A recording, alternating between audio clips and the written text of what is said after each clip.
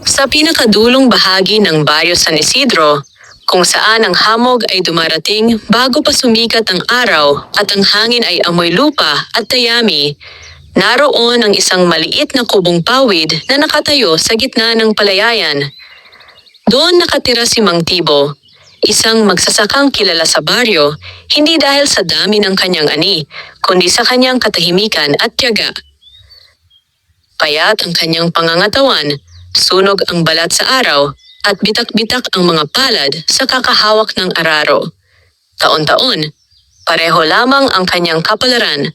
Magtatanim, maghihintay, aasa, at sa huli, kukulangin pa rin ang kanyang aanihin para sa buong taon. Madalas ay mangungutang siya ng binhi at pataba, at kapag tag-ani na, kalahati agad ang napupunta sa bayad utang. Ngunit hindi siya nagrereklamo. Para kay Mang Tibo, ang lupa ay parang matandang kaibigan. Kahit mahirap, hindi niya kayang talikuran. Isang umaga ng Hunyo, bago pa tuluyang sumikat ang araw, maaga siyang nagising. Kumikinang ang hamog sa mga dahon ng palay na tila maliliit na perlas. Tahimik ang paligid, maliban sa mahinang huni ng mga ibon. Dala ang kanyang pala, nagtungo siya sa dulo ng bukid. Balak niyang palalimin ang pilapil upang hindi madaling matuyo ang tubig. Mabigat ang lupa dahil sa ulan kagabi, ngunit sanay na siya sa ganoong gawain. Habang naghuhukay, biglang may tumama sa matigas na bagay ang dulo ng kanyang pala. Hindi iyon bato. May kakaibang tunog ang bakal kapag tumatama sa lupa, ngunit ang narinig niya ay tila hungkag. Parang may sisidlan sa ilalim. Tumigil siya. Lumuhod at hinukay gamit ang kamay ang bahaging iyon. Dahan-dahan niyang inalis ang lupa at doon niya nakita ang isang maliit na bagay na nakabaon. Isang botel. Hindi karaniwang botel. Gawa ito sa tila ginto, ngunit hindi kumikislap na parang alahas. May malambot itong liwanag, katulad ng liwanag ng araw sa dapit hapon. May mga ukit sa gilid, mga hugis palay, araw at ulap. Matagal niya itong pinagmasdan. Hindi niya maalala kung kailan may nagbaon ng ganitong bagay sa kanyang bukid. Ang lupang iyon ay minana pa niya sa kanyang ama, at ang ama niya naman ay minana rin iyon sa lolo niya. Maingat niya itong pinunasan ng kanyang panyo. Kahit puno ng lupa, hindi kumukupas ang kulay nito. Bahagya niya itong inalog. May laman. Parang butil. Dahan-dahan niyang binuksan ang takip. Sa loob ay mga butil ng palay, ngunit kakaiba. Mas buo, mas bilog, at may bahagyang gininto ang kinang. Parang hindi pangkaraniwang binhi. Hindi niya alam kung bakit, ngunit may kakaibang init na dumaloy sa kanyang mga palad nang hawakan niya ang mga butil. Parang may tibok ang bawat isa na tila buhay. Napaupo siya sa lupa. Sa buong buhay niya, libo-libong butil na ng palay ang nahawakan niya. Ngunit ito lamang ang may ganitong pakiramdam. Parang may lihim. Sumagi sa isip niya ang mga lumang kwento ng kanyang lola noon. Mga kwento tungkol sa mga biyayang ibinibigay ng kalikasan sa mga magsasakang tapat. Mga binhing hindi nauubos. Mga ani na hindi natutuyo. Noon, akala niya ay mga katang-isip lamang iyon. Ngayon, hawak niya ang isang bagay na tila galing mismo sa mga alamat. Hindi siya sakim. Hindi rin siya mahilig maniwala agad sa hiwaga. Ngunit dahil kapos siya sa binhi para sa susunod na taniman, naisip niyang subukan. Pumili siya ng maliit na bahagi ng lupa, isang sulok na hindi masyadong napapansin. Doon niya itinanim ang ilang butil mula sa butil. Isa-isa, maingat. Parang nagtatanim siya ng pag-asa. Matapos iyon, isinara niya ang butil at itinago sa loob ng kanyang kubo, sa ilalim ng lumang kahon ng damit. Lumipas ang mga araw. Umuulan, umiinit, at umiihip ang hangin tulad ng dati. Ngunit sa ikatlong araw pa lamang, may napansin si Mang Tibo. Ang bahaging tinamnan niya ng mga ginintuang butil ay mas mabilis tumubo kaysa sa iba. Mas matingkad ang berde, mas matibay ang tangkay. At habang ang ibang punla ay bahagyang nakayuko, ang mga iyon ay tuwid na tila may sariling lakas. Araw-araw niya itong pinagmamasdan.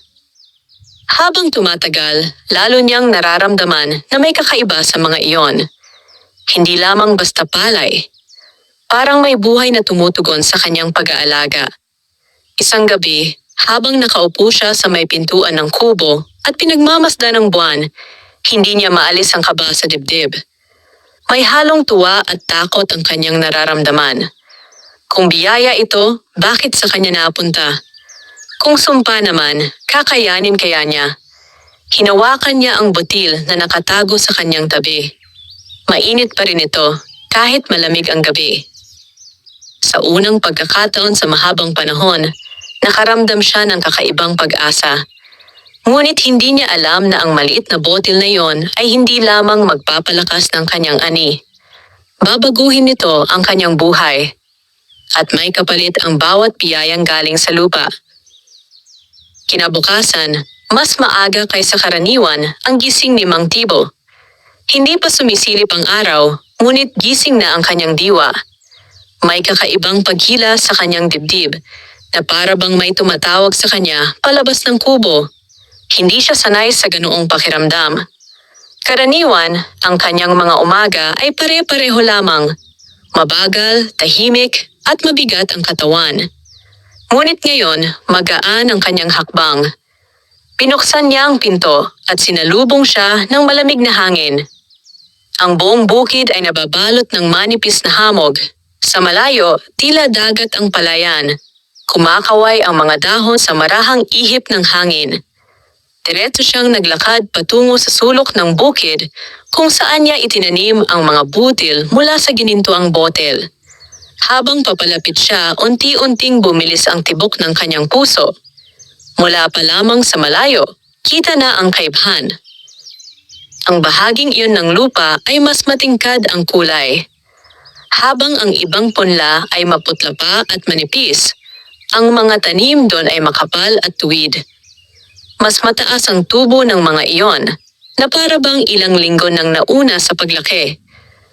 Lumuhod siya at hinaplos ang isa. Matigas ang tangkay, hindi marupok. Ang dahon ay makinis at makapal, tila hindi basta tinatamaan ng peste. May kung anong init na sumagi sa kanyang palad. Hindi iyon init ng araw. Parang may lakas na dumadaloy mula sa halaman patungo sa kanya. Napabuntong hininga siya. Sa loob ng maraming taon, kabisado na niya ang galaw ng palay.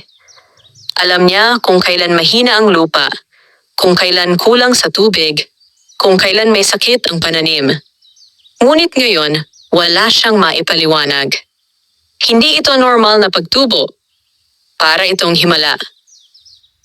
Tumayo siya at minasdan ang buong paligid. Walang kakaiba sa iba pang bahagi ng bukid. Pareho panoting maputik ang lupa, pareho ang tubig, pareho ang sikat ng araw. Ngunit, ang mga punlang iyon lamang ang tila pinagpala. Napangiti siya ng bahagya. Kung ganito ang magiging ani, marahil sa unang pagkakataon ay hindi na siya mangungutang. Marahil ay makabibili siya ng bagong bubong para sa kubo. Marahil ay hindi na siya kakapusin sa bigas sa tag-ulan. Ang mga simpleng pangarap na matagal na niyang itinabi ay unti-unting bumalik. Buong araw siyang nagtrabaho, ngunit madalas ay napapatingin siya roon. Para bang bantay siya ng isang lihim. Pagsapit ng tanghali, tumaan si Aling Sela, ang kapitbahay niyang may maliit ding sakahan. May dala itong bayong at sumilip sa pilapil. Napansin agad nito ang kakaibang bahagi ng bukid. Bakit parang mas maganda ang tubo dyan, Tibo? Tanong nito. Sandaling natigilan si Mang Tibo. Hindi siya sanay magsinungaling, ngunit hindi rin niya kayang ipakita ang botel. Hindi niya alam kung bakit, pero pakiramdam niya'y hindi dapat iyon makita ng iba. Siguro mas napabuti ang pataba, sagot niya ng mahinahon. Tumango si Aling Sela ngunit hindi maalis ang pagkamangha sa mukha. Kung ganyan lahat ng tanim mo, baka ikaw na ang pinakamalaking ani sa baryo. Ngumiti lamang siya. Ngunit nang makaalis ang babae, may kakaibang bigat ang kanyang dibdib. Sa unang pagkakataon, nakaramdam siya ng takot na baka mapansin ng lahat. Ayaw niyang maagaw. Ayaw niyang may umangkin. Hindi dahil sa kasakiman, kundi dahil pakiramdam niya'y hindi para sa maraming kamay ang biyayang iyon. Parang may hinihinging pag-iingat. Kinagabihan, bumalik siya sa kubo at inilabas ang botel. Inilapag niya ito sa mesa. Sa liwanag ng gasera, mas lalong luminaw ang mga ukit, mga palay na tila sumasayaw, mga ulap na umiikot, at isang maliit na araw sa gitna. Hinawakan niya ito. Mainit na naman. Mas mainit kaysa kahapon. Pinuksan niya ang takip. Napatigil siya. Parang dumami ang laman. Sigurado siya na may itinanim siyang mga butil kahapon, ngunit tila hindi nabawasan ang laman ng botil. Puno pa rin ito, halos umaapaw. Isa-isa niyang hinawakan ang mga butil. Bawat dampi ay may kasamang banayad na pintig, na tila tibok ng puso. Unti-unting may pumasok na alaala sa kanyang isipan, mga salitang minsan niyang narinig mula sa kanyang lola. May mga binhing hindi nauubos, basta't ang nagtatanim ay hindi sakim. May mga ani na lalago, basta't ang lupa ay inaalagaan. At may mga biyayang nawawala kapag ginamit sa mali. Napaupo siya. Matagal niyang pinagmasdan ang botel. Hindi niya alam kung saan ito nanggaling, ngunit malinaw sa kanya na hindi ito basta bagay na napulot lamang. Parang matagal na itong naghihintay. Parang siya ang hinintay. Sa labas, marahang umiihap ang hangin. Ang mga dahon ng palay ay kumakaluskos na tila may binubulong. May kakaibang katahimikan ng gabi. At sa gitna ng kataimtimang iyon, naramdaman ni Mang Tibo na hindi na siya nag-iisa sa bukid. Parang may presensyang nagmamasid. Hindi masama. Ngunit hindi rin pangkaraniwan. Mahigpit niyang isinara ang botil at itinago muli. Humiga siya, ngunit matagal bago siya nakatulog. Sa likod ng kanyang isipan, may isang tanong na paulit-ulit. Kung ang mga punla ay ganito kalakas ngayon pa lamang, ano pa kaya kapag dumating ang anihan? At hanggang saan ang kayang ibigay ng gininto ang botil? Dahan-dahang pumikit si Mang Tibo, hindi alam na kinabukasan, mas marami pang mata ang mapapatingin sa kanyang bukid. At hindi lahat ng titig ay may kasamang kabutihan.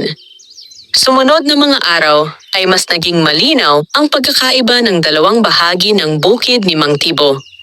Ang karaniwang tanim ay mabagal ang pag-angat, nakadepende sa sikat ng araw at ulan. May ilan pang naninilaw, may ilang nilalapan ng insekto, at may mga tangkay na yumuyuko sa bigat ng hangin. Ngunit ang mga punlang mula sa ginintuang butil ay tila may sariling panahon. Hindi sila sumusunod sa takbo ng kalikasan. Mas mabilis silang tumangkad. Mas kumapal ang mga dahon. Mas lumalim ang pagkakaugat sa lupa. Tuwing umaga, kapag dinadampian sila ng hamog, hindi sila tila nanlalambot. Sa halip, lalo pa silang tumitibay, na para bang ang hamog mismo ay pagkain nila. Napansin ni Mang Tibo na kahit hindi niya madiligan ng husto ang bahaging iyon, hindi sila natutuyo. Kapag ang ibang palay ay bahagyang nakayuko sa init ng tanghali, ang mga iyon ay tuwid pa rin. Tila hindi tinatablan ng pagod. Isang hapon, biglang lumakas ang hangin. Nagtipon ang makakapal na ulap at bumuhos ang malakas na ulan. Bumaha ang pilapil at umapaw ang tubig sa ilang bahagi ng palayan. Ilang punla ang natumba, ang iba'y nalubog sa putik. Matagal nang ganito ang problema niya tuwing tag-ulan. Tahimik siyang tumayo sa may kubo at pinanood ang unos. Wala siyang magawa kundi maghintay. Pagsapit ng gabi, tumila rin ang ulan. Kinabukasan, Maingat siyang naglakad papunta sa bukid. Malambot ang lupa at halos sumisipsip sa kanyang mga paa. Maraming punla ang nakahandusay. May ilan pang tuluyang naputol. Napabuntong hininga siya. Muling mababawasan ang kanyang ani. Ngunit nang marating niya ang sulok kung saan naroon ang mga ginintuang punla, napahinto siya. Hindi man lamang sila natumba. Parang walang nangyaring bagyo. Ang tubig ay umagos palayo sa kanila na tila may humarang. Matibay ang kanilang pagkakatayo at ang mga dahon ay sariwa pa rin ang kulay. Wala ni isa ang napinsala. Lumuhod siya at hinawakan ng lupa sa paligid. Mas buo ito, mas siksik, parang may humawak dito mula sa ilalim. Napatingin siya sa langit. Hindi na niya maipagkakaila. Hindi na ito simpleng magandang binhi. May kung anong lakas na nakatago sa mga iyon. Lakas na hindi galing sa araw, hindi galing sa ulan, at hindi rin galing sa kanyang pag-aalaga. Parang may sarili silang buhay. Mula noon, mas naging maingat siya. Mas maaga siyang gumigising, mas madalas maglibot sa bukid. Tinitingnan niya kung may ibang nakakapansin. Ayaw niyang magtanong ang mga tao. Ayaw niyang may mag-usisa. Ngunit mahirap itago ang isang bagay na masyadong kapansin-pansin. Isang umaga, habang naglalagay siya ng pataba sa kabilang bahagi ng palayan, may narinig siyang yabag sa likuran. Si Lando iyon, ang anak ng mayamang may-ari ng malaking bukid sa kabilang baryo. Kilala ito sa pagiging mausisa at mapang-angkin. "Maganda ang tubo mo ah," sabi nito habang nakapamaywang. Tumango lamang si Mang Tibo. Lumapit si Lando sa bahaging may kakaibang palay. Pinagmasdan nito ng mabuti ang mga dahon at tangkay. "Anong pataba mo rito?" tanong nito.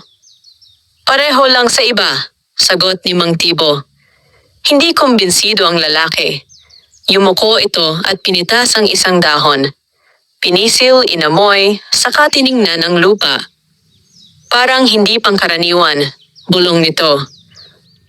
Tahimik lamang si Mang Tibo, ngunit naramdaman niya ang pag-iinit ng kanyang batok. May kung anong hindi niya gusto sa paraan ng pagtitig ng lalaki, parang hindi paghanga kundi pagnanais na maagaw. Makalipas ang ilang sandali, umalis din si Lando. Ngunit bago ito tuluyang mawala sa pilapil, lumingon pa ito at muling minasdan ang bukid. Naiwan si Mang Tibo na may mabigat na pakiramdam. Sa buong maghapon, hindi siya mapakali. Pagsapit ng gabi, inilabas niyang muli ang ginintuang botel. Mas mainit ito kaysa dati. Nang buksan niya, tila mas maliwanag ang kinang ng mga butil. Parang may liwanag na nanggagaling mismo sa loob.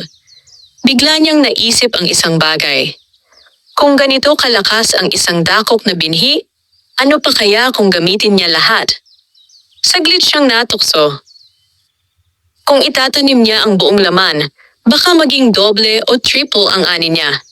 Baka hindi na siya maghirap kailanman. Ngunit kasabay ng tukso ay may kakaibang kaba.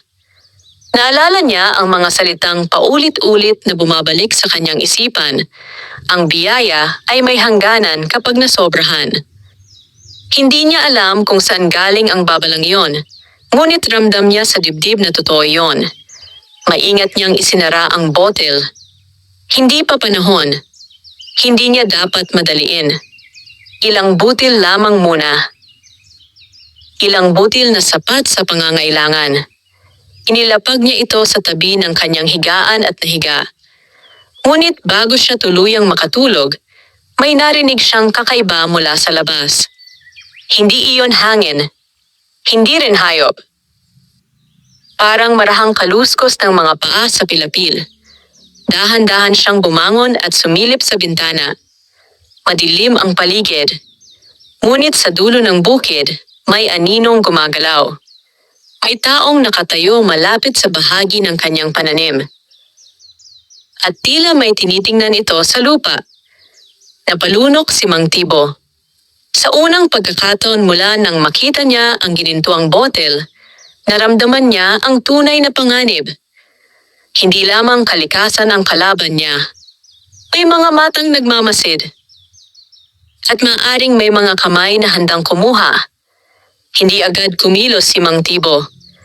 Nakatayo lamang siya sa tabi ng bintana ng kanyang kubo, hawak ang gilid ng kahoy na dingding, habang pilit inaaninag ang dilim sa labas. Ang gabi ay makapal at tahimik. Tanging buwan ang nagbibigay ng maputlang liwanag sa palayan. Ngunit malinaw sa kanyang paningin ang aninong iyon. May taong naglalakad sa pilapil. Dahan-dahan. Maingat. Parang umiiwas na marinig. Napabagal ang kanyang paghinga. Sa baryo nila, walang sinumang maglalakad sa bukid sa ganoong oras kung walang mahalagang dahilan. Ang mga magsasaka ay pagod na sa maghapon at mahimbing nang natutulog. Ang mga bata ay takot lumabas kapag gabi. Ang taong iyon ay tila may hinahanap. At alam ni Mang Tibo kung ano iyon. Tahimik siyang lumabas ng kubo. Hindi na siya nagsindi ng ilaw. Hinayaan niyang masanay ang kanyang mata sa dilim. Maingat ang bawat hakbang niya sa lupa upang hindi lumikha ng tunog. Habang papalapit siya, mas luminaw ang anyo ng lalaki. Nakatayo ito sa mismong sulok kung saan naroon ang mga punlang mula sa ginintuang butil. Yumuyuko. Humahawak ng mga dahon. Sumisilip sa lupa. Parang nagbibilang. Biglang tumama ang liwanag ng buwan sa mukha nito. Si Lando. Kumunot ang noo ni Mang Tibo. Hindi siya nagkamali sa hinala. Tahimik niyang tinawag, Lando. Nagulat ang lalaki at halos mapatalon. Napalingon ito at saglit na natigilan nang makitang nakatayo si Mang Tibo ilang hakbang lamang ang layo. Ay, ikaw pala, sabi nito, pilit na tumatawa. Napadaan lang ako. Sa ganitong oras, sa ganitong lugar. Hindi na kailangan pang sabihin ni Mang Tibo na hindi siya naniniwala. Ngunit hindi siya marunong makipagtalo. Ano ang kailangan mo rito? Mahinahon niyang tanong. Wala naman, sagot ni Lando. Napansin ko lang kasi kanina. Gusto ko lang tingnan kung anong sikreto mo. Tahimik si Mang Tibo. Wala siyang maisagot. Hindi niya alam kung paano ipapaliwanag ang isang bagay na siya mismo ay hindi nauunawaan. Ngumisi ang lalaki. Hindi pwedeng basta pataba lang to. Kahit anong gawin ko sa bukid namin, hindi ganyan kataba ang tubo. Lupa lang, sabi ni Mang Tibo. Swerte lang siguro. Walang swerte sa pagsasaka, malamig na sagot ni Lando. May sikreto. Sandaling nagkatitigan ang dalawa. Sa mga mata ng binata, hindi simpleng pagtataka ang naroon. May halong inggit at may kasamang pagnanais na makuha kung anuman ang mayroon si Mang Tibo. Sa dibdib ni Mang Tibo, may kumirot na kaba. Kung patuloy itong babalik, baka isang araw ay maghukay ito. Baka matagpuan ng botel. At kapag nangyari iyon, hindi niya alam kung ano ang mangyayari. Umuwi ka na, mahinahon niyang sabi. Gabi na. Hindi agad kumilos si Lando. Tumingin muna ito sa mga punla, saka muling tumingin kay Mang Tibo. Babalik ako, sabi nito. Pagkatapos ay tumalikod at naglakad palayo sa pilapil hanggang tuluyang lamunin ng dilim. Naiwan si Mang Tibo sa gitna ng bukid.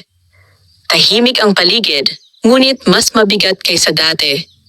Para bang may nabasag na katahimikan. Dahan-dahan siyang lumuhod at hinaplos ang mga punla. Mainit ang mga dahon kahit malamig ang gabi. Parang tumitibo. Parang may sariling pulso. Hindi ko kayo pababayaan, bulong niya. Hindi niya alam kung bakit niya iyon sinabi, ngunit pakiramdam niya ay nakikinig ang mga ito. Bumalik siya sa kubo at inilabas muli ang ginintuang botel. Mas maliwanag na ngayon ang kinang nito na para bang tumutugon sa nangyari. Inilapag niya ito sa mesa at matagal na pinagmasdan. Kung patuloy niyang gagamitin ito, mas lalong mapapansin ang kanyang bukid. Mas lalong darami ang mag-uusisa.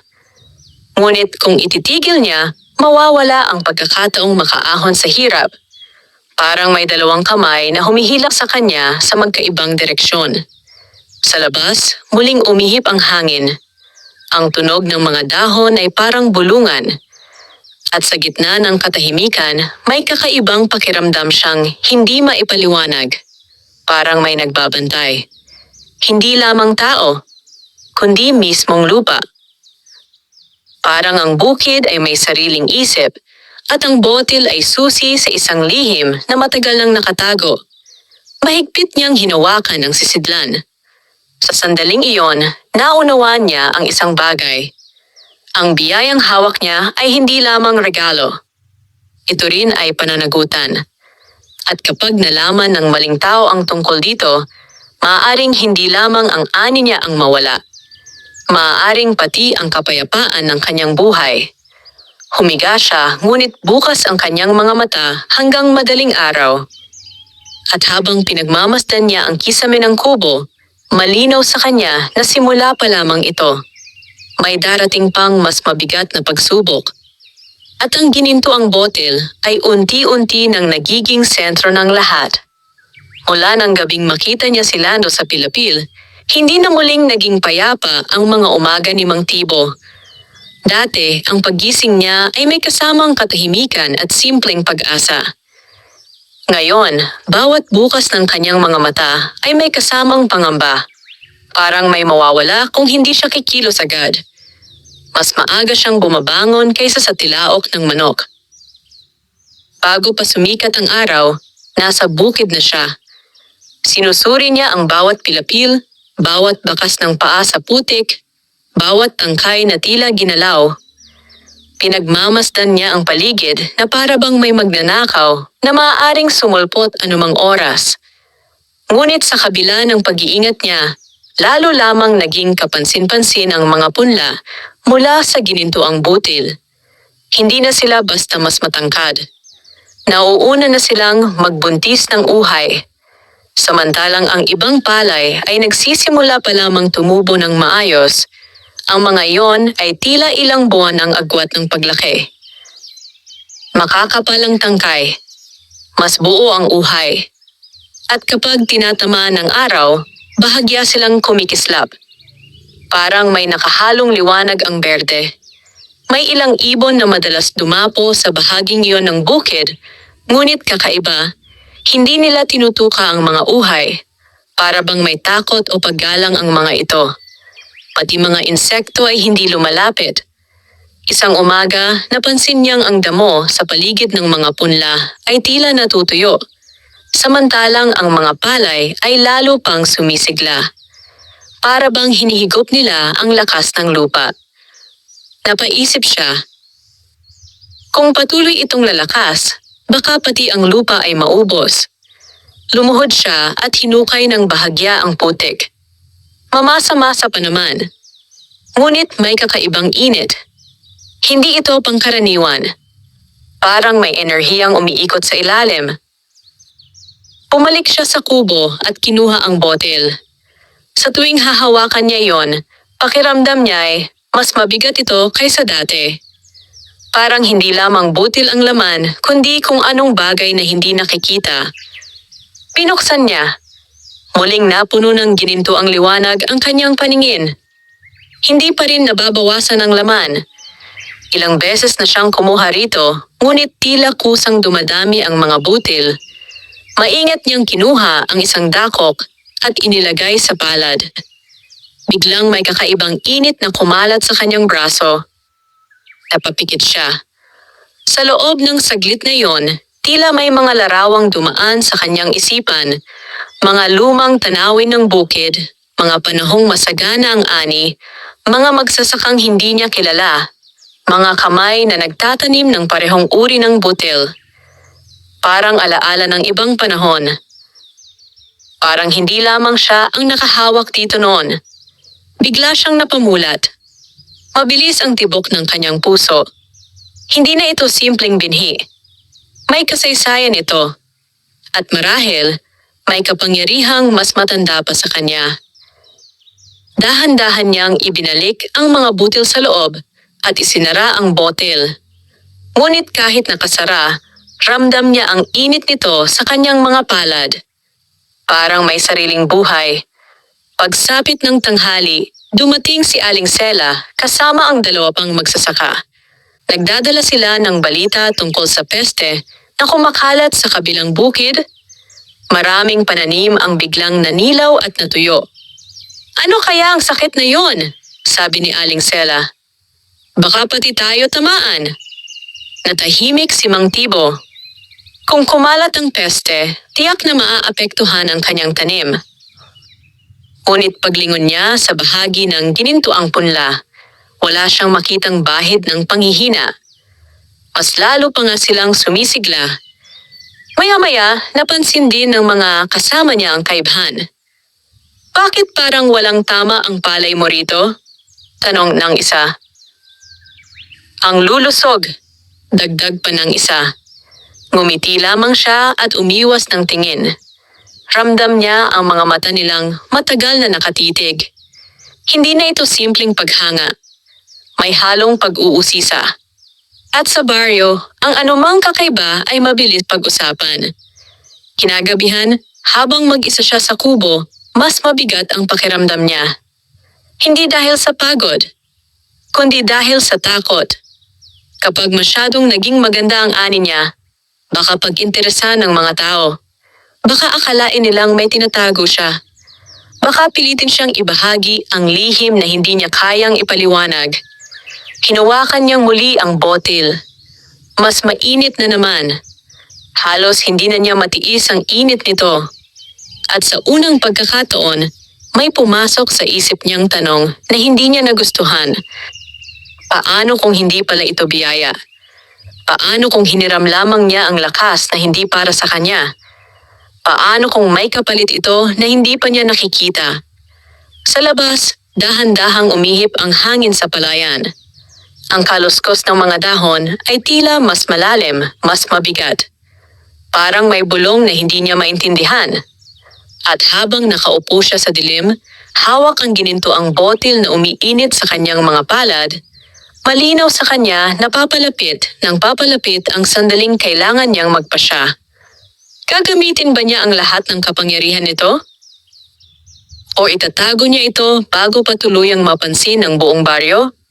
Ngunit may mas malaking takot na dahan-dahang sumisibol sa kanyang dibdib. Baka hindi na siya ang may hawak sa botil. Baka ang botil na ang humahawak sa kanya. Dumating ang mga linggo na tila mas mabilis ang takbo kaysa dati. Ang mga araw ay sunod-sunod na umikli sa pakiramdam ni Mang Tibo. Kapag sumisikat ang araw, pakiramdam niya ay kakagising pa lamang niya. Kapag lumulubog naman, parang kulang pa ang oras upang tapusin ang mga gawain. Ngunit ang palay sa sulok ng kanyang bukid ay hindi na naghihintay. Habang ang karamihan sa kanyang pananim ay nasa kalagitnaan pa lamang ng paglaki, ang mga mula sa ginintuang butil ay handa ng magani. Punong-puno ng uhay. Mabigat. Makakapal. Halos yumuyuko sa bigat ng mga butil. Sa tuwing hahawakan niya ang isang uhay, ramdam niya ang siksik na laman nito. Hindi tulad ng karaniwang palay na may halong hangin ang loob. Ang mga ito ay buo, parang walang nasasayang. Isang umaga, hindi na niya napigilang subukan. Nagdala siya ng maliit na karit at lumuhod sa tabi ng unang kumpol. Saglit siyang tumigil. Hindi niya alam kung bakit tila may pag-aatubili. Parang may puputulin siyang hindi lamang halaman. Parang may puputulin siyang buhay. Ngunit kailangan niyang malaman. Maingat niyang hinawakan ang tangkay at dahan-dahang ginupit. Malinis ang lagas. Nahulog sa kanyang palad ang uhay. Sa liwanag ng araw, bahagyang kumislap ang mga butil. Parang ginto. Hindi matingkad, kundi malambot na liwanag. Katulad ng kinang ng botel. Piniga niya ang ilang butil at inalis ang ipa. Napahinto siya. Mas malaki ang bigas. mas maputi. At may kakaibang bango. Amoy bagong ani na may halong tamis. Hindi niya napigilang ngumiti. Sa unang pagkakataon sa mahabang panahon, may naramdaman siyang tunay na kasaganaan. Isa-isa niyang inani ang maliit na bahagi lamang. Hindi lahat. Hindi niya kayang galawin ang buong tanim. Parang may pumipigil sa kanya na ubusin. Pagbalik niya sa kubo, isinalang niya ang kaunting bigas sa palayok.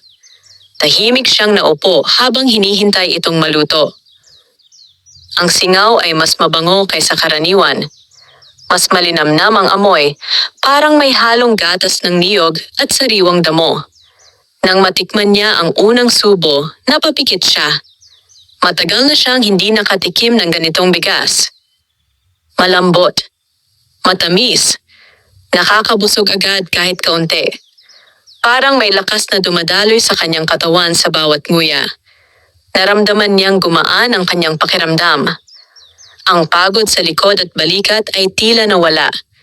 Ang kanyang paningin ay luminaw. Kahit ang paghinga niya ay naging mas maluwag.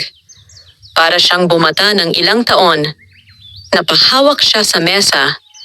Hindi lamang masarap ang bigas. May dala itong lakas. Parang gamot. Ngunit kasabay ng tuwa ay may kumirot na takot sa kanyang dibdib. Kung ganito kalakas ang isang mangkok ng kanin, ano pa kaya kung marami ang kumain nito? Ano pa kaya kung malaman ng iba? Mabilis niyang inubos ang pagkain at itinabi ang natira. Hindi niya gustong may makakita.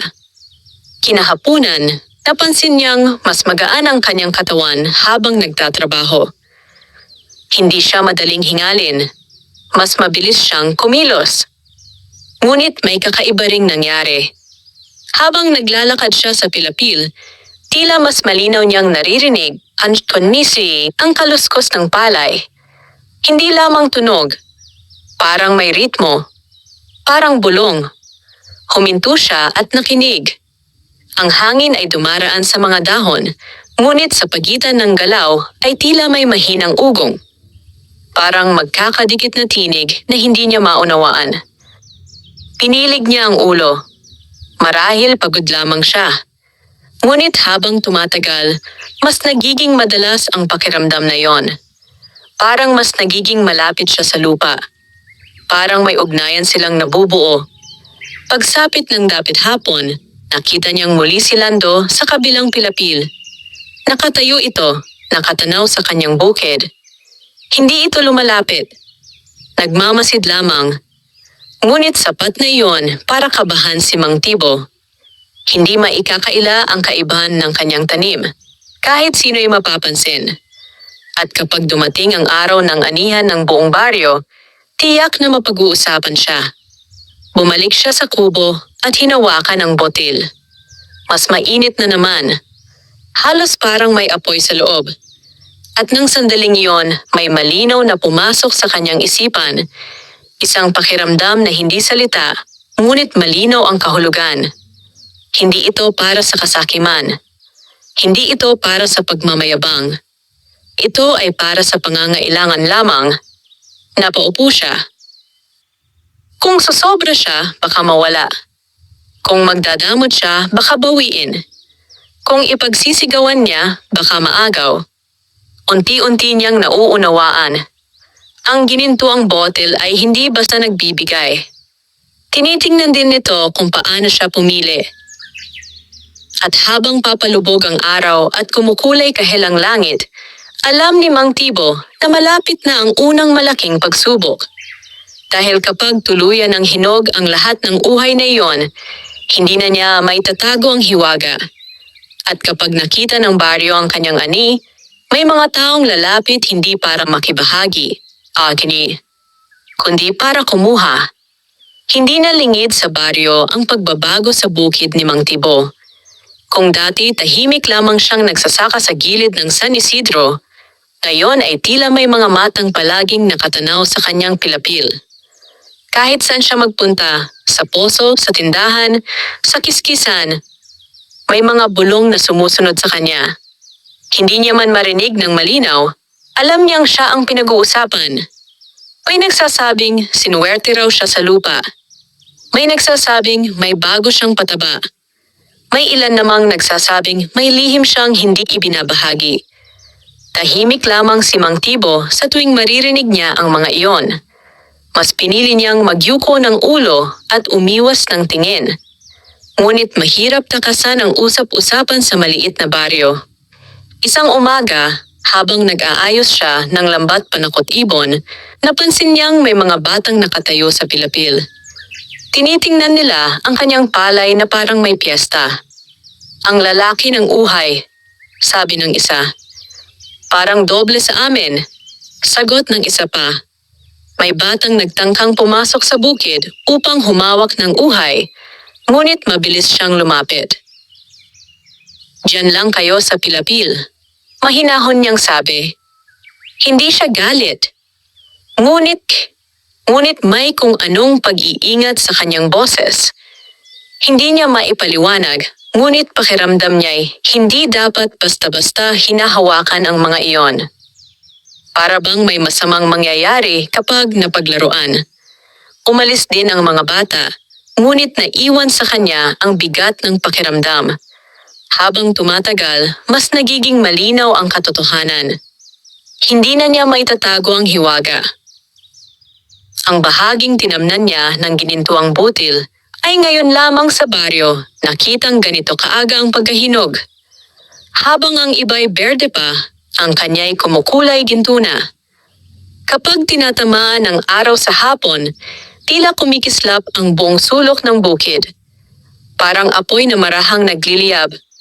Kinagabihan, habang nakaupo siya sa harap ng kubo, napansin niyang mas malakas ang hangin kaysa karaniwan. Ang mga dahon ng palay ay sabay-sabay kumakaluskos. Ngunit hindi iyon basta kaluskos. May ritmo. May agos. Parang paghinga. Napapikit siya at nakinig. Sa loob ng ilang sandali, pakiramdam niya'y naiintindihan niya ang galaw ng bukid. Kung saan mahina ang lupa, kung saan basa, kung saan tuyo. Parang may lihim na wika ang lupa na ngayon lang niya naririnig. Napamulagat siya. Hindi ganito dati. Mula nang kainin niya ang unang ani ng ginintuang palay, parang mas naging matalas ang kanyang pandama. Mas ramdam niya ang hangin. Mas naaamoy niya ang ulan bago pa bumagsak. Mas naririnig niya ang mga tunog sa paligid. At may isang bagay siyang napansin na lalong nagpalamig ng kanyang batok. Kapag inilalapit niya ang ginintuang botil sa dibdib, tumitibok ito. Kasabay ng tibok ng puso niya. Parang iisa ang ritmo. Mabagal siyang napaupo. Hindi lamang pala ang palay ang nagbabago. Pati siya. Unti-unti. Hindi niya alam kung mabuti iyon o hindi.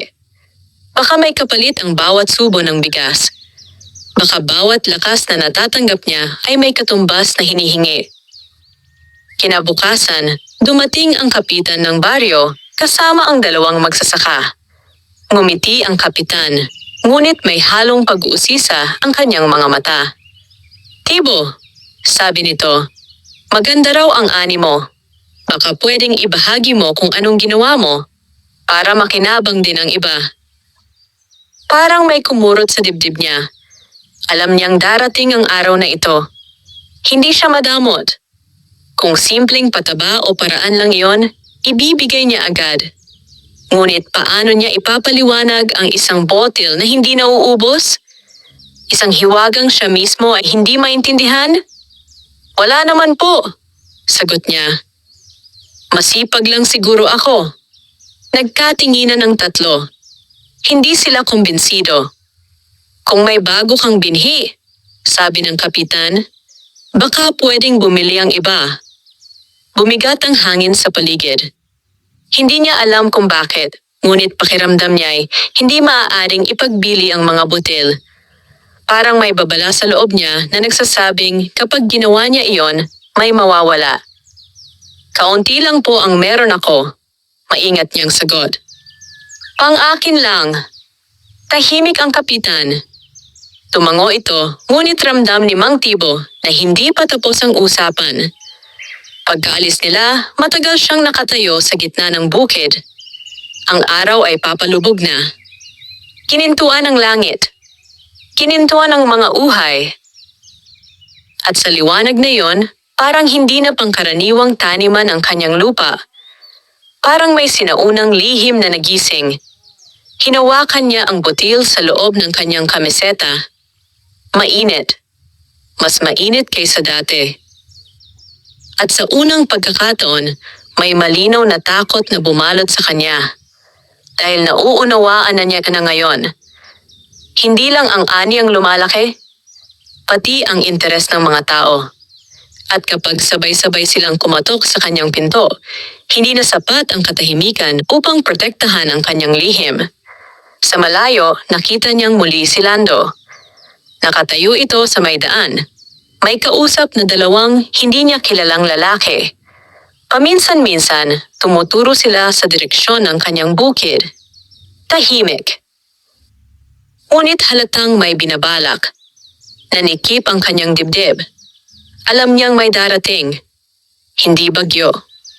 Hindi peste. Kundi tao. At mas delikado ang taong may pagnanasa kaysa anumang unos ng kalikasan. Buong maghapon ay hindi mapalagay si Mang Tibo. Kahit anong gawin niyang trabaho, magbunot ng damo, mag-ayos ng pilapil, maglinis ng kubo, paulit-ulit bumabalik sa kanyang isip ang tanawing nakita niyang kinahapunan. Si Lando, may kausap na dalawang estranghero, sabay turo sa kanyang bukid. Hindi niya kilala ang mga iyon. Hindi sila taga San Isidro. Ang kilos nila ay hindi tulad ng mga magsasaka. Masyadong tuwid ang tindig, masyadong malinis ang damit, at tila hindi sanay lumusong sa putik. Mga taong hindi nagtatanim. Ngunit marunong kumuha. Pagsapit ng dapit hapon, mas naging mabigat ang hangin. Tahimik ang paligid, ngunit parang may nakatagong ingay sa likod ng katahimikan. Maging ang mga ibon ay maagang nagsiuwian sa mga puno. Maging ang mga aso sa baryo ay bihirang tumahol. Parang may hinihintay ang gabi. Pagkatapos kumain, inilabas ni Mang Tibo ang ginintuang butil at inilapag sa mesa. Matagal niya itong pinagmasdan. Sa liwanag ng lampara, tila mas malinaw ang mga ukit. Mga palay na magkakadugtong, mga ugat na gumagapang pababa. At isang bilog sa gitna na kahawig ng araw o mata. Hindi niya napansin yun noon. Parang mata. Parang may nakamasid. Hinawakan niya ito. Mainit. Hindi na banayad na init, kundi parang bagong pinainit sa apoy. Napaatras siya ng bahagya. Sa loob ng kanyang dibdib, may kakaibang pakiramdam. Parang may babala. Hindi salita. Hindi tunog.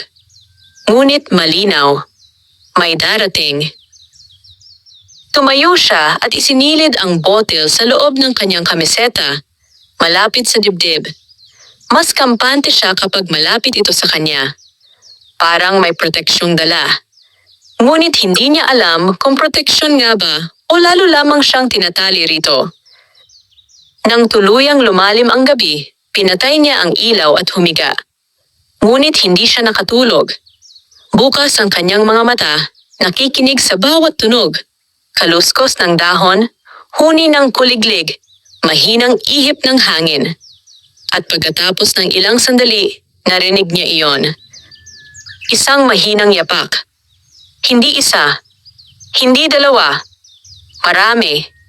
Dahan-dahan. Maingat. Parang mga taong umiiwas marinig. Nanigas ang kanyang katawan. Hindi siya agad bumangon. Nakinig muna siya. Mula sa gawing pilapil ang tunog. May mga taong naglalakad sa kanyang bukid. Marahang bumangon si Mang Tibo at sumilip sa siwang ng bintana. Sa liwanag ng buwan, may nakita siyang mga anino. 3. Hindi niya man makita ang mukha. Alam niyang hindi ito mga kapitbahay. Diretso ang lakad nila patungo sa bahagi ng ginintuang palay. Parang alam na alam nila kung saan pupunta. Nanlamig ang kanyang mga palad. Hindi na ito basta pag-uusisa. May balak ang mga ito.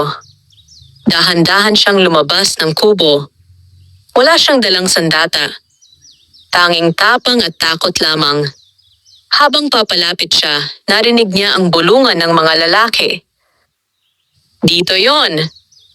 Ang sabi, kakaiba raw ang tubo. Kumuha tayo ng uhay, subukan natin itanim. Parang sinaksak ang dibdib niya. Hindi nila naiintindihan. Hindi ito simpleng palay na pwedeng basta pitasin. Pakiramdam niya ay may masamang mangyayari kapag inangkin ito ng maling kamay. Hoy! Malakas niyang tawag. Nagulat ang tatlo. Napalingon sila. Sa sandaling iyon, nakita niya ang mukha ni Lando sa gitna nila. Hindi na ito nagkunwaring napadaan lamang. Diretso ang titig nito. Binhi lang to, sabi nito. Hindi ka naman mauubusan. Hindi sumagot si Mang Tibo.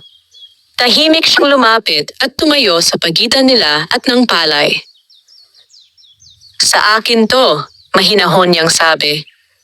Lupa ito ng baryo, sagot ni Lando. Hindi mo pwedeng itago ang sekreto. Saglit ng katahimikan. Tanging hangin ang gumagalaw sa mga uhay. At sa gitna ng tensyon, naramdaman ni Mang Tibo ang botil sa kanyang dibdib. Bigla itong uminit. Mas mainit. Parang nagbabaga. Kasabay noon, may kakaibang nangyari. Biglang umihip ang hangin ng malakas. Hindi karaniwang ihip. Paikot. Parang umiikot sa paligid ng bahaging tinamnan ng ginintoang palay.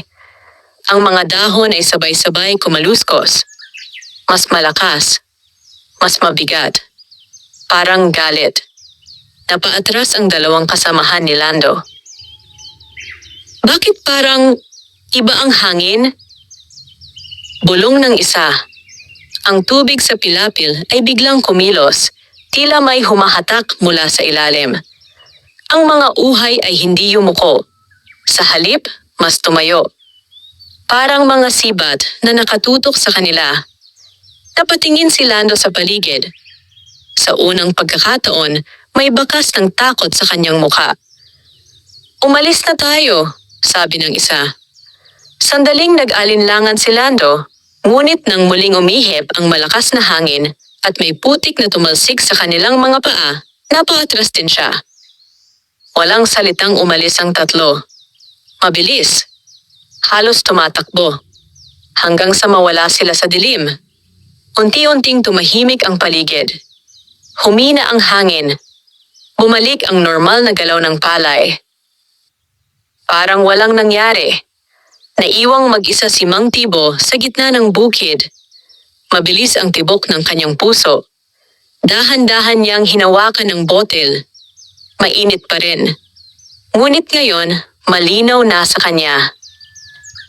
Hindi lamang ito nagbibigay buhay. Marunong din itong magtanggol. At kung kaya nitong itaboy ang mga taong iyon, ano pa kaya ang kaya nitong gawin? Sa unang pagkakataon, hindi lang takot ang naramdaman niya, kundi pangamba. Dahil ang kapangyarihang kayang manakit ay kapangyarihang mahirap kontrolin. At kung dumating ang araw na hindi siya sundin nito, baka pati siya ay itaboy ng sarili niyang bukid. Pagkatapos ng gabing iyon, hindi na muling naging pareho ang pakiramdam ng bukid. Mas tahimik, mas mabigat. Parang may kung anong nagising sa ilalim ng lupa at hindi na muling natulog. Maagang nagising si Mang Tibo kinabukasan, ngunit hindi dahil sa tilaok ng manok. Parang may kumalabit sa kanyang dibdib. Pagdilat niya, agad niyang naramdaman ang init ng ginintuang botil na nakasiksik sa ilalim ng kanyang unan. Hindi na ito basta mainit. Halos nakapapaso. Mabilis niya itong kinuha at inilabas. Pagbukas niya ng pinto ng kubo, sinalubong siya ng kakaibang tanawin. Ang bahaging tinamnan ng ginintuang palay ay tila mas kumapal magdamag. Hindi lamang mas tumangkad, mas dumami.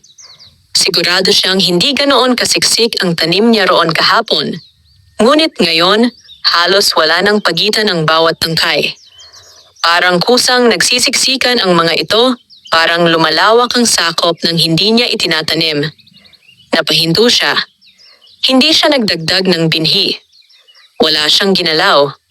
Ngunit tila dumadami ang mga punla ng kusa.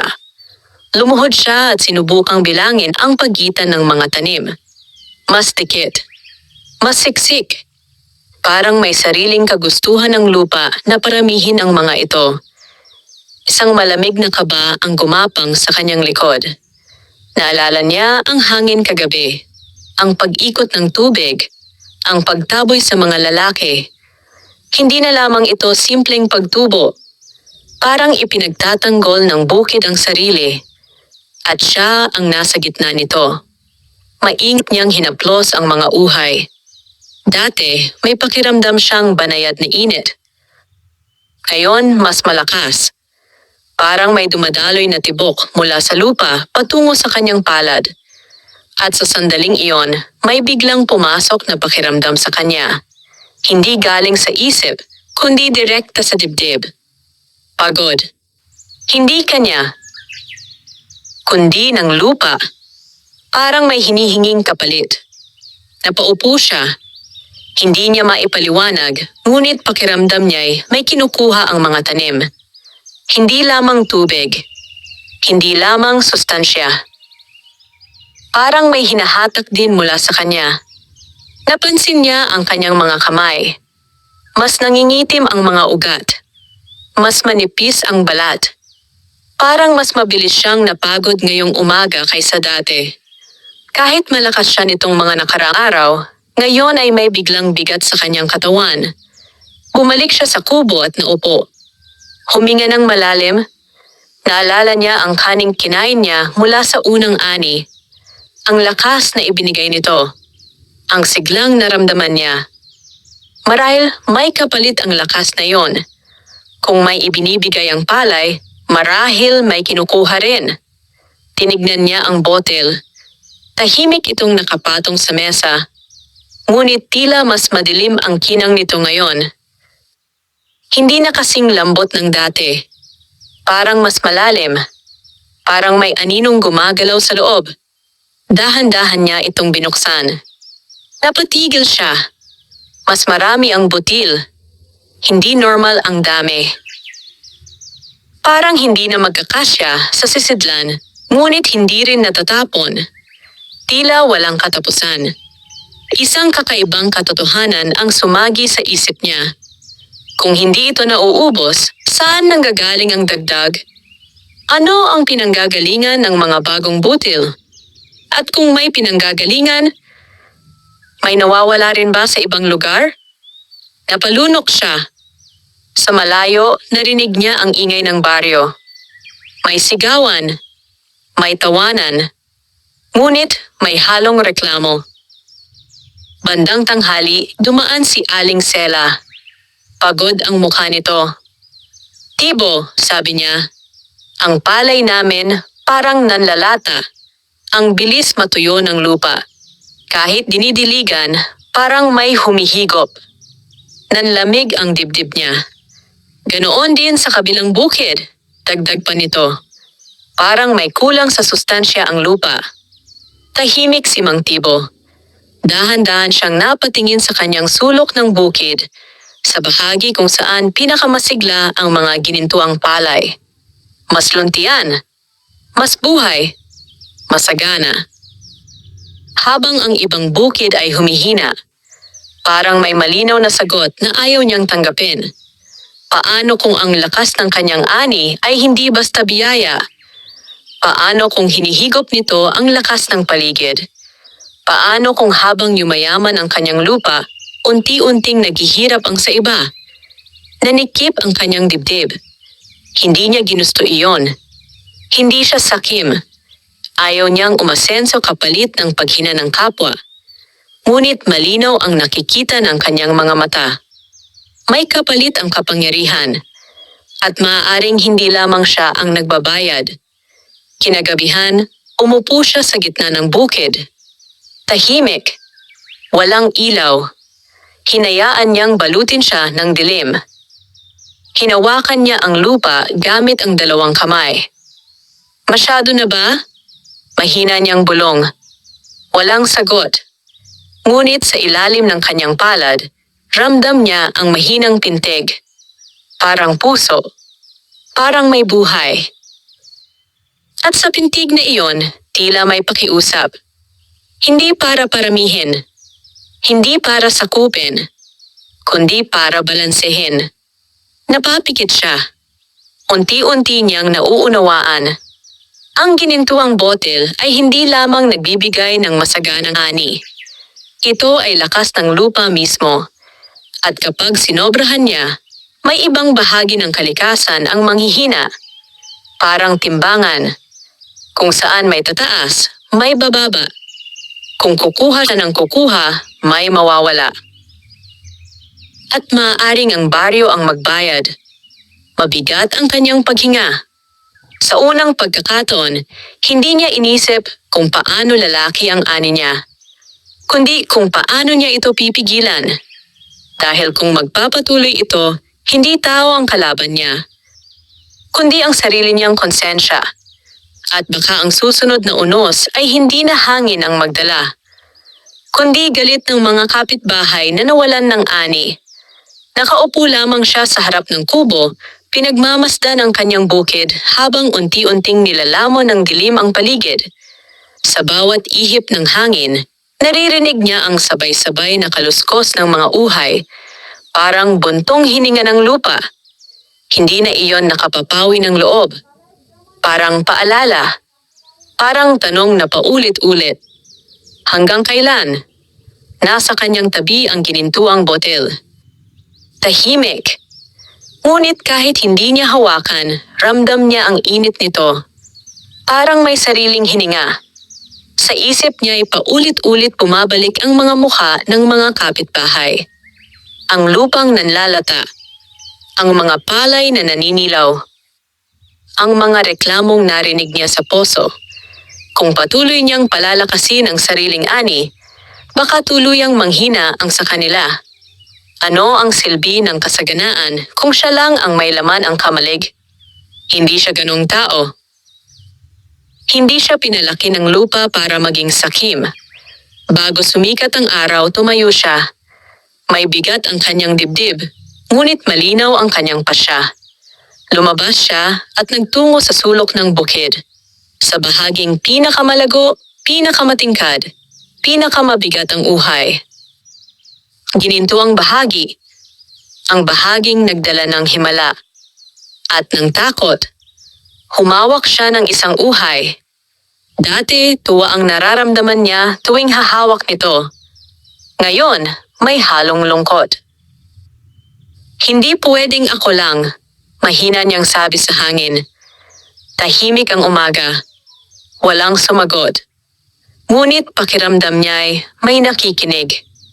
Inilabas niya ang botel. Sa unang liwanag ng araw, kumislap ito ng mas maliwanag kaysa dati. Parang buhay. Parang may inaasahan. Dahan-dahan niya itong binuksan. Punong-puno pa rin ng botel. Walang katapusan. Walang bawas. Ilang sandali niya itong pinagmasdan. Kung gugustuhin niya, kaya niyang paramihin pa ang tanim.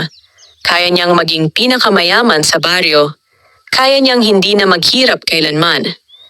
Isang dakok lamang. Isang tanim lamang. Isang desisyon lamang. Ngunit kapalit noon, ano? Ang paghina ng lupa ng iba? Ang inggit ng tao? Ang gulong hindi na niya kayang pigilan? Napapikit siya. Naalala niya ang kanyang ama, tahimik na magsasaka rin. Naalala niya ang sabi nito noon. Ang lupa ay hindi inaangkin, inaalagaan lamang. Ang anumang sobra ay hindi biyaya kundi pasanin. Dahan-dahan niyang ibinuhos ang laman ng butil sa kanyang palad. Umapaw ang mga butil. Kumikinang. Parang maliliit na araw. Mainit.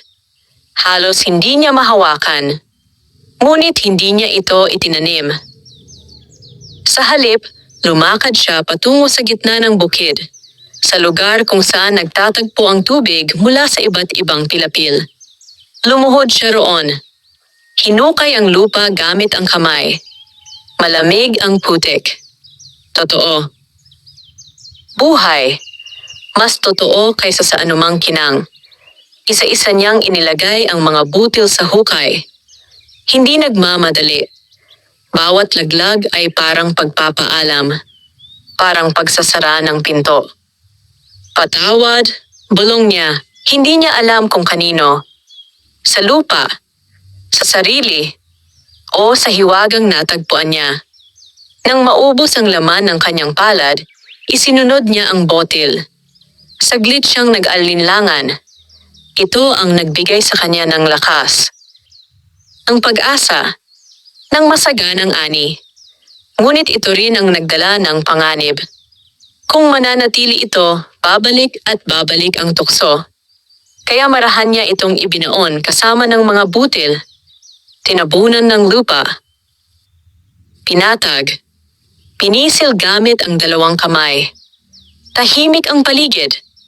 Walang kidlat. Walang hangin. Walang ingay. Ngunit ilang sandali pa, may napansin siya. Ang init na matagal na niyang nararamdaman sa dibdib ay unti-unting nawala.